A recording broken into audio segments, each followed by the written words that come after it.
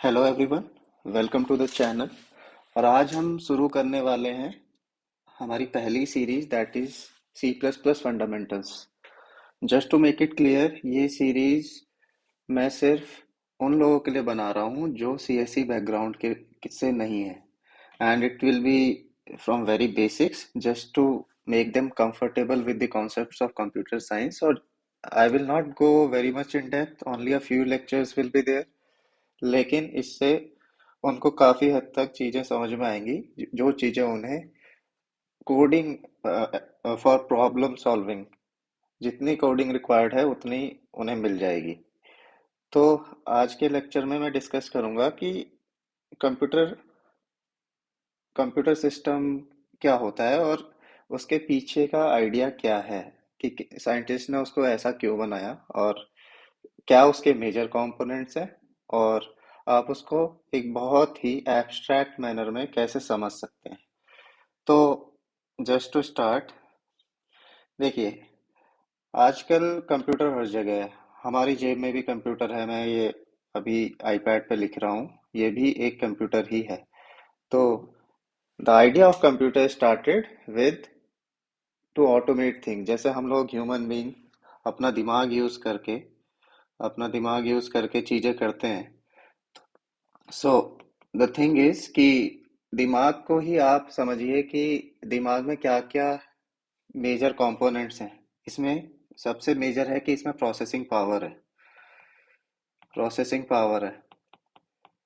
हमारा दिमाग बहुत ही पावरफुल है। हम लोग बहुत ज़्यादा कॉम्प्लेक्स कॉम्पिटिशन्स कर सकते हैं पर मिनट, बहुत पावरफुल है। इसके बाद हमारे दिमाग में और क्या चीज़ है? हमारे दिमाग में है मेमोरी। हमारे दिमाग में मेमोरी, हम लोग बहुत चीज़ें स्टोर करा सकते हैं। इसके बाद और क्या चीज़ें हैं दिमाग में? So different areas or of our mind will be responsible for different things, right? I am not a doctor, but I can just abstractly and vaguely tell you कि what are the different things that our brain does. इसके बाद हमारा brain एक बहुत important काम करता है, that is signalling. Signalling कैसे है? ये सब कुछ कंट्रोल करता है, हमारे हमारी बॉडी के सारे हिस्सों को ये कंट्रोल करता है। कहीं पे किसी ने पिन भी चुबाया तो फिर दिमाग तक सिग्नल जाता है through all the nerves network that is present all over the body, जो दिमाग तक सारे सिग्नल पहुंचाती है। इनफैक्ट दिमाग भी सब जगह तक सिग्नल पहुंचाता है। तो दिमाग वो सिग्नल को इंटरप्रेट करता है और एक इमोशन या फिर एक फीलिंग जनरेट करता है, पेन की, या फिर कभी कभी इमोशंस भी जनरेट करता है, सॉरो की। और इसके बाद दिमाग में एक और चीज है जो कि मतलब इतनी इजीली एक्सप्लेनेबल नहीं है, बट दिमाग में you can also imagine images, right? Images, आपको आप कोई भी मतलब अपने दिमाग में ख्याल, आई मीन, बोल सकते हैं, कुछ भी इधर उधर की बातें सोच सकते हैं और उसके बाद वो आपको दिखाई भी देती हैं। एंड इसके बाद हमारी आईज सबसे इम्पोर्टेंट चीजें हैं जो दिमाग को सिग्नल्स भेजती हैं, जो हम रिसीव कर रहे हैं और उसको हम व्यू भी कर रहे हैं। दिमाग का इसमें बहुत बड़ा रोल है, ठीक है? व्यूइंग, या फिर बोल सकते हैं pictorial representation of what we are seeing, right? तो हमने क्या, मैं ये सब क्यों बता रहा हूँ? देखो, ह्यूमन रेस जो है, उस वो बहुत ही ज्यादा एम्बिशियस है मशीनों को ह्यूमन जैसा बनाने के लिए। और ये शुरुआत हुई एक छोटे से कंप्यूटर से, जिसका एक सबसे छोटा एलिमेंट हो जाएगा आपका ट्रांजिस्टर। लेकिन ये एक पहला कदम इस डायरेक्शन में ही था कि मशीनों को कॉम्प्लेक्स कंप्यूटेशन करना कैसे सिखाया जाए, जो कि सिर्फ ह्यूमन कर सकते हैं। लेकिन ऐसा मशीनों में वो कंप्यूटिंग पावर कैसे डाली जाए। और वी हैव प्रोग्रेस्ड सो फार कि अब देखो, हम जो भी डिवाइस यूज कर रहे हैं, जैसे आपका फोन है, आप एग्जैक्टली मैप कर सकते हो, ये आपका फोन है, ये आपकी स्क्रीन है, जिसपे आप सब कुछ एकदम व्यू कर सकते हो। जैसे आईज हो गई, आईज आप देख रहे हो, वो आपके दिमाग में इमेज बन रही है, ये स्क्रीन पर भी इमेज बन रही है, जो कि जो भी कंप्यूटर प्रोसेस करके आपको दिखाना चाह रहा है। इसके बाद प्रोसेसिंग पावर आ गई। प्रोसेसिंग पावर भी यहाँ पे है in form of central processing unit. जैसे आपके स्नैपड्रैगन प्रोसेसर्स हो गए, इंटेल प्रोसेसर, मोबाइल में स्नैपड्रैगन आ जाएगा, मेजरली वही यूज होता है, ठीक है।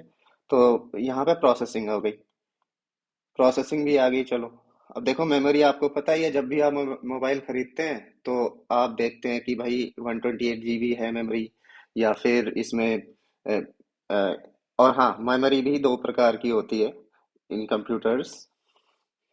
तो मेमोरी भी, अगेन मेमोरी भी मैप हो रही है कि यहाँ पे मेमोरी भी है। मेमोरी भी दो प्रकार की होगी, primary and secondary.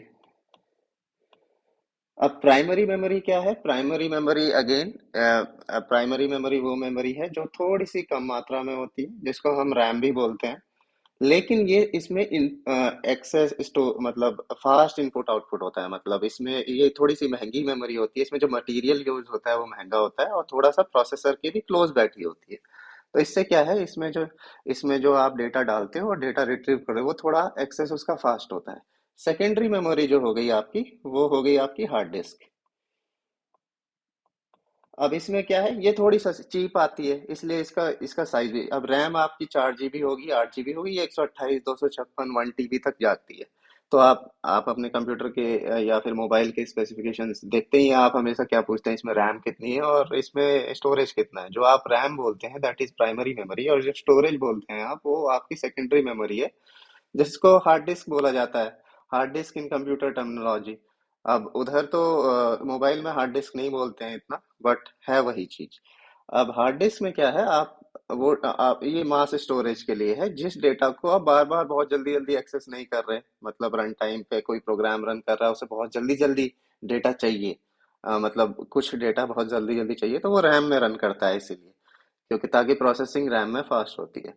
Hard disk में जैसे आपने कोई वीडियो बनाई, और वीडियो को फिर उसको, मतलब उसको बस आपको स्टोर करा के रखना, उसको आप टाइम टू टाइम एक्सेस करेंगे, नॉट वेरी फ्रीक्वेंटली, तो वो हार्ड डिस्क में चली जाएगी, या कोई भी फाइल्स। तो मैं कहा था कि हमारी प्रोसेसिंग भी यहाँ पे एग्जिस्ट करती है, ठीक है। मेमोरी भी एग्जिस्ट करती है, सिग्नलिंग भी एग्जिस्ट करती है, सॉरी, इमेजेस व्यूइंग के लिए स्क्रीन भी एग्जिस्ट करती है, मेमोरी भी एग्जिस्ट कर रही है, सिग्नलिंग भी एग्जिस्ट करती है, क्योंकि हमारा जो प्रोसेस है, इसमें सीपीयू होता है। सीपीयू मतलब क्या हो गया? सीपीयू हो गया आपका इस टैबलेट का, इस कंप्यूटर का, इस मोबाइल का ब्रेन। वो सिग्नलिंग भी करता है। सिग्नलिंग कैसे करता है कि ये जितनी भी आजू बाजू अपने, ये बहुत ही कॉम्प्लेक्स डिवाइस होती है कोई भी कंप्यूटर, जितने भी इसके कुछ भी डिवाइसेस या कंपोनेंट्स हैं, उनसे बात करने के लिए, उनको मैनेज करने के लिए जो सिग्नल्स भेजते हैं, that is also the responsibility of CPU. तो सिग्नलिंग भी हो गया, सिग्नलिंग भी हो रही है।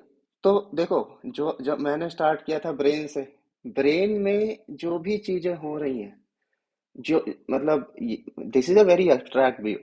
अब बहुत डेप्थ में मैं एकदम नहीं जा रहा हूँ, बिकॉज ये, मैं सिर्फ आपको एक आइडिया देना चाह रहा हूँ कि मोटिवेशन क्या है कंप्यूटर को बनाने के पीछे। मोटिवेशन है to make it function like a human brain as much as possible. और अभी भी वो रेस जारी है, अभी भी चीजें, साइंटिस्ट लगे पड़े हैं, जैसा अभी मशीन लर्निंग, एआई, ये सब चीजें आ रही हैं। क्यों? क्योंकि अब तक तो ये है कि हम जो कंप्यूटर को जो बता रहे हैं, वही वही वो बता रहा है, 1+1=2। 1+1 क्या होता है, तो वो 2 बता देता है, जो अब तक ह्यूमन ब्रेन करता था। लेकिन एआई में क्या बोल रहे हैं? एआई बोल रहा है कि कुछ चीजें कंप्यूटर अपनी तरफ से ही बताए, पीछे का हिस्ट्री देख के। ह्यूमन ब्रेन भी थोड़ा थोड़ा ऐसे ही काम करता है। कैसे? कि वो उसके सामने अगर कोई ऐसा सिनेरियो आता है, सपोज करो एक हाई कोर्ट का जज है, उसको किसी बात पर डिसीजन देना है, तो उसकी जो प्रीवियस एजुकेशन है, प्रीवियस पूरी हिस्ट्री, उसका एक्सपीरियंस, उसने कितने केसेस सॉल्व किया, अच्छा ऐसे पूरा पहले भी ये केस आ चुका है, मैंने वहां पे ये डिसीजन दिया था, उससे पहले सुप्रीम कोर्ट ने इस केस में ये डिसीजन दिया था, तो वो करंट अगर कोई नया केस आएगा जो उससे मिलता जुलता है पीछे, तो वो कितना सिमिलर है पीछे वाले केसेस से, उस बेसिस पे वो अपना नया डिसीजन देगा। तो ऐसे ही एमएल एआई आपकी पिछले डेटा पे ट्रेन होके नई चीज पे डिसीजन देती है। तो कहने का मतलब ये है कि computer is nothing but an attempt to make a close replica of human brain, जो जो आपके ब्रेन की कंपोनेंट्स है वो आप डायरेक्टली कंप्यूटर पे भी मैप कर सकते हो, अगर आप इसको ध्यान से देखें। और अभी भी वो रेस जारी है to make it closer closer closer to the human brain. लेकिन still we are far away from a human brain, because human brain के can make wrong judgements and undeterministic type के। आज आपने कुछ और बोला किसी एक सिचुएशन में, कल कुछ और बोल दिया किसी उसी सिचुएशन में। But computer most of the times एक चीज के लिए एक ही आंसर देता है, ठीक है। और ये बड़ा ही टफ है कंप्यूटर में डालना कि इमोशंस डालना कंप्यूटर में टफ है। दूसरी चीज, ये ये अनडिटर्मिनिस्टिक बिहेवियर डालना कि कि उसका पता नहीं है कि आज हमेशा वो सेम ही आंसर देगा। मतलब इस पे भी काम चल रहा है, लेकिन we are not very very मतलब close to this problem is still not solved. चलो, तो ये तो हमारी, मैंने आपको थोड़ा सा आइडिया दिया कि कंप्यूटर से घबराने की जरूरत नहीं है। बहुत ही एकदम एकदम जो हमारा कंप्यूटर का जो कंपोनेंट्स है वो हमारे दिमाग की तरह ही है। तो अब क्या बात होगी, ठीक है हमने कंप्यूटर बना दिया। अब देखो, मैं टैबलेट और पीसीस का एग्जांपल नहीं लूंगा, मैं आ जाऊंगा एक सबसे बेसिक कंप्यूटर जो आप सब ने यूज किया होगा, जो मतलब सबसे बेसिक, और इसका एग्जाम्पल टीचर्स भी बहुत ज्यादा देते हैं पढ़ाते वक्त, वो है हमारा कैलकुलेटर।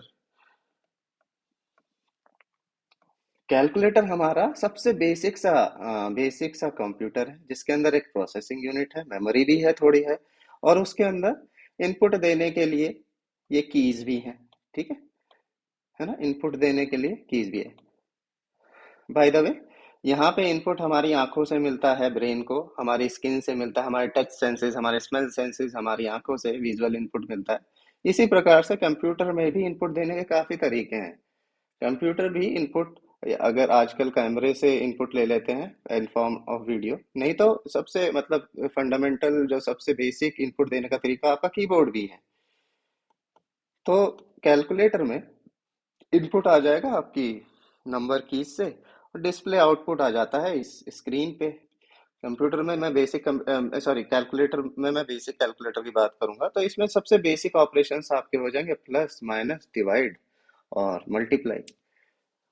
तो देखो, जो हमारा दिमाग है, अगर आपको उसको कोई इनपुट देना है, तो कोई अगर दूसरा दिमाग मेरे से इंटरेक्ट करना चाहता है, मेरे से दूसरा बंदा इंटरेक्ट करना चाहता है, तो उसे कैसे बताएगा, वो कैसे बता सकता है? बहुत तरीके हैं उसे बताने के। एक्सप्रेशन से बता सकता है कि भाई वो मेरे से गुस्सा है, वो एकदम गुस्सा एकदम। जैसे कोई स्पेनिश बंदा, मेरे को स्पेनिश नहीं आती, कोई स्पेनिश बंदा आके एकदम गुस्से में मेरे से बात करे, मेरे को उसकी बातें नहीं समझ में आएंगी कि भाई वो क्या बोल रहा है, लेकिन मुझे ये समझ में आया भाई ये नाराज है मेरे से। अगर या फिर एक और तरीका होता है, आते ही मेरे को चांटा मार दे, चांटा मार दिया तो भी भाई मुझे समझ में आ जाएगा भैया मतलब इतना खुश नहीं है ये बंदा, काफी मतलब काफी गुस्से में है।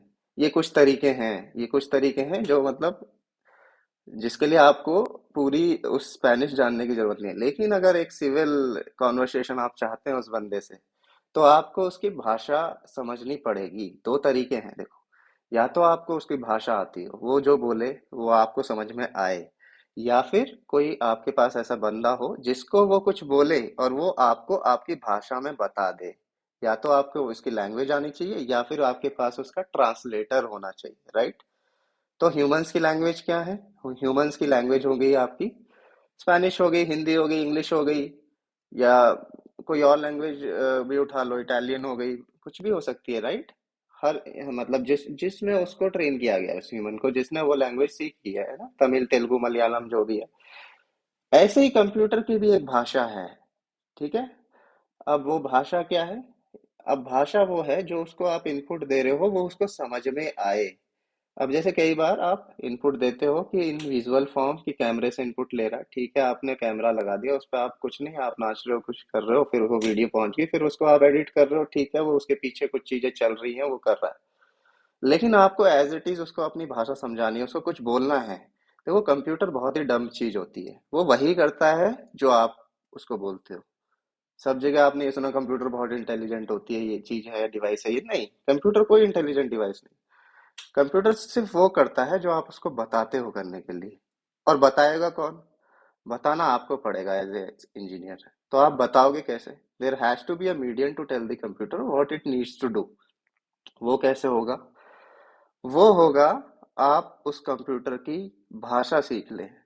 अब उस कंप्यूटर की भाषा क्या है? कंप्यूटर सिर्फ बिट्स की भाषा समझता है। बिट्स मतलब, कंप्यूटर सिर्फ बिट्स की भाषा समझता है। बिट्स मतलब क्या होता है? देखो, कंप्यूटर के अंदर आपके ट्रांजिस्टर्स होते हैं, जिसमें आपके मतलब और ज्यादा नीचे जाओगे तो फ्लिप फ्लॉप्स होते हैं, जो आइदर जीरो होल्ड कर सकते हैं या फिर वन होल्ड कर सकते हैं। ठीक है? तो बिट्स क्या होती है? Bit can have either zero value और वन वैल्यू। ठीक है? अब इस बिट से ही, जीरो वन से ही, अगर मेरे को एक बहुत ही कॉम्प्लेक्स चीज कंप्यूटर को बतानी है, तो वो जीरो वन में ही उसको लिख लिख के मुझे कंप्यूटर में भरना पड़ेगा और फिर कंप्यूटर उसको समझेगा। अब इसमें बहुत सारी मैंने डिटेल्स मिस कर दी। ठीक है? कि भाई वो कैसे समझेगा? तो उसके अंदर सीपीयू में बहुत सारे लॉजिक गेट्स यूज करके, बहुत सारे कॉम्प्लेक्स स्ट्रक्चर्स यूज करके कंप्यूटर को समझ में आता है कि आखिर ये बंदा मेरे से बोलना क्या चाह रहा है। ठीक है?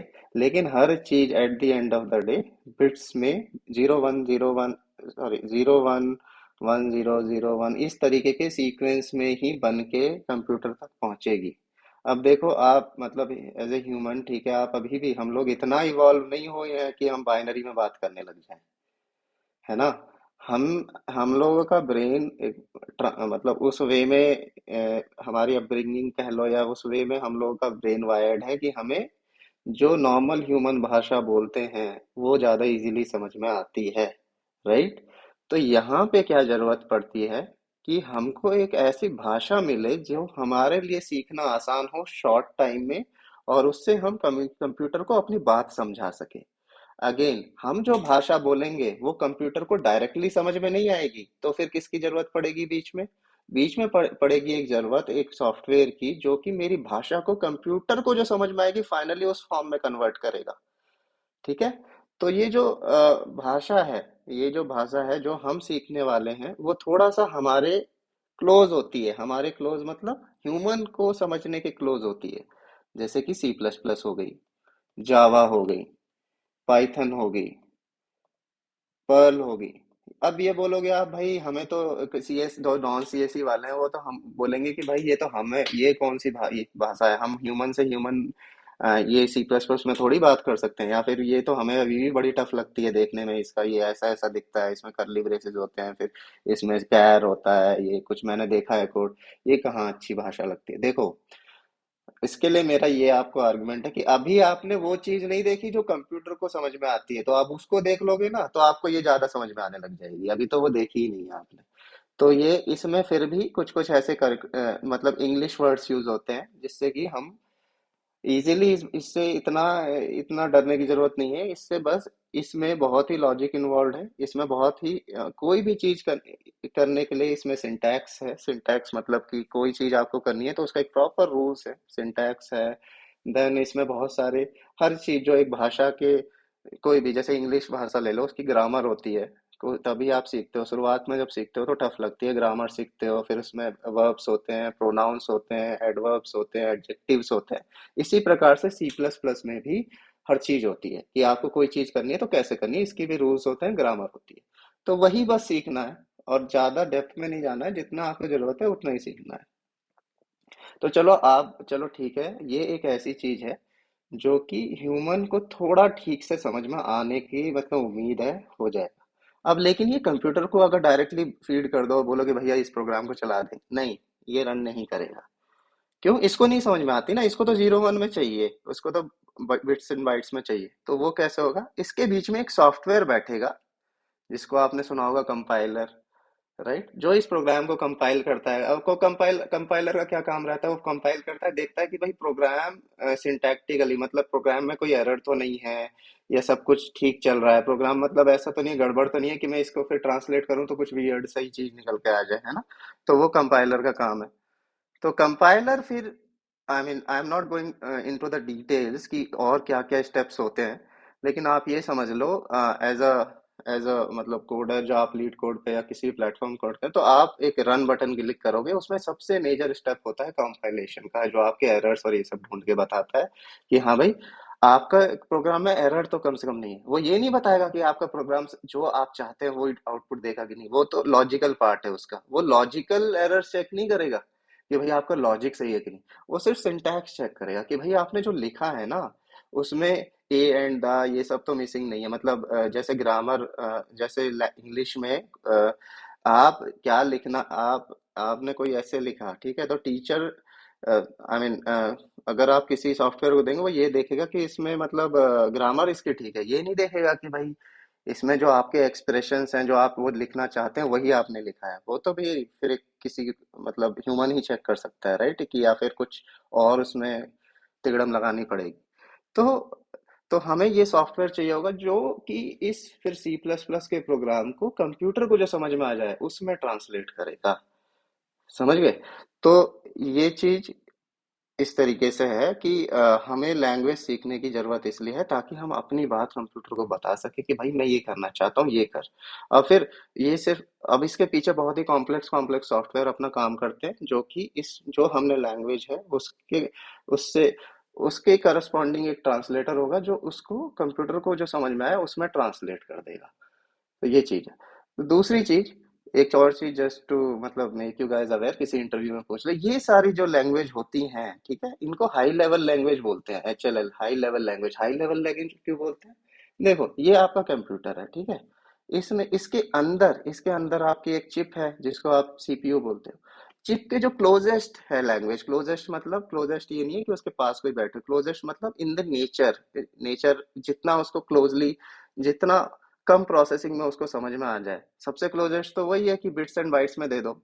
ठीक है, उसके ऊपर एक और लैंग्वेज आती है असेंबली लैंग्वेज। असेंबली लैंग्वेज भी आप उसका सिंटेक्स देखोगे बहुत मुश्किल से समझ में आएगा। जो CSE बैकग्राउंड के हैं या इलेक्ट्रिकल के हैं जिन्होंने एम्बेडेड पढ़ा है उनको असेंबली लैंग्वेज थोड़ी थोड़ी समझ में आ जाती है क्योंकि उन्हें पढ़ाई जाती है। लेकिन still it is not very easy to code in assembly language. ठीक है, असेंबली लैंग्वेज तो ये थोड़ा ना क्लोज टू द कंप्यूटर है। क्लोज मतलब इनमें कम प्रोसेसिंग स्टेप्स चाहिए to make it finally understandable by the computer. ठीक है, तो ये क्लोज टू कंप्यूटर, तो ये low language, low level languages कहलाती हैं, लो लेवल लैंग्वेजेस। ठीक है, जैसे असेंबली हो गई, ASM.ASM फाइल्स होती हैं, ठीक है, तो ये लो लेवल लैंग्वेजेस। लेकिन जो ज्यादा क्लोज टू ह्यूमन है, ह्यूमन मतलब कि थोड़ा और ऊपर बैठते हैं वो, थोड़ा और ऊपर इन हायरार्की आती हैं वो लैंग्वेजेस, और उनको कंप्यूटर को समझाने के लिए और further steps of multiple steps of processing चाहिए होती है to make it finally understandable to the computer. तो इनको हाई लेवल लैंग्वेजेस बोलते हैं। हालांकि I mean just for the sake of your knowledge मैं ये चीज बता रहा हूँ। तो हम जो ह्यूमंस जिस लैंग्वेजेस से डील करते हैं ना, इधर it may be C++, it may be Java, it may be Python, वो सारी हाई लेवल लैंग्वेजेस होती है मोस्ट ऑफ द टाइम। बहुत ही मतलब अगर आप ऐसी कंपनियों में जाओगे जो एकदम चिप्स पे काम कर रही हैं, या फिर जैसे क्वालकॉम हो गया और इंटेल हो गया या फिर AMD हो गया, ये सब जो चिप्स पे काम करती है, तो वहाँ के engineers are well train to deal with more low level languages like assembly language या और भी ज्यादा। आई डोंट नो वो और क्या यूज करते हैं, वो उनका काम है। वो ज्यादा क्लोज टू हार्डवेयर काम करते हैं है ना। तो उनको वो चीजें फिर ओवर द टाइम आ जाती है। तो we can expect this sort of acumen from those engineers कि उनके वो असेंबली लैंग्वेज भी बहुत इजीली वो उसमें भी कोड लिख देते हैं। कुछ कुछ धुरंधर होते हैं जो असेंबली में भी कोड लिख देते हैं, and I mean they are very proficient. देखो सीख तो कुछ भी सकते हो आप, you just have to put in the work. तो उनका वो काम है, वो कर रहे हैं। लेकिन general public, software engineers, most of the people colleges में आपको हाई लेवल लैंग्वेजेस सिखाई जाती हैं और हम उसी में कोड करेंगे। और हमारी चॉइस ऑफ लैंग्वेज होगी C++। क्यों? क्योंकि इसमें काफी अच्छा सपोर्ट है। एक चीज जो है स्टैंडर्ड टेम्पलेट लाइब्रेरी, जो हम आगे मतलब उसको भी पढ़ेंगे, और काफी मतलब पावरफुल लैंग्वेज है कोड करने के लिए, बहुत सपोर्ट है इसमें। जावा भी कुछ लोग प्रेफर करते हैं बट जावा C++ से थोड़ा सा स्लो है।